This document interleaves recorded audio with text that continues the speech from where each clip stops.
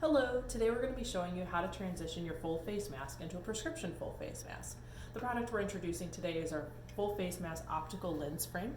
This one has lenses installed, and that's how you would receive it from Snorkel-Mart. The good news is this mask insert works with our ViewTech mask, which we're using for demonstration today, as well as our adult VistaView mask, and it may work with your other branded mask that you already have at home. There's a simple way that you can check to see if this lens insert would work with your mask. On the inside of the silicone skirt on both sides, you can see that there's a supportive piece of silicone designed to support the mask. This also conveniently works for inserting the mask frame into the mask. So, now we're going to show you how to install this into the mask. This may look a little wonky, but we'll definitely be able to show you how to do it. So first, grab the mask frame.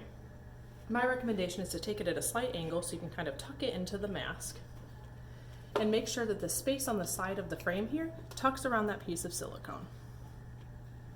Now that we've got the first side installed, we're going to stretch the silicone on this side of the mask a bit to accommodate the frame and install the frame around the tab, like so.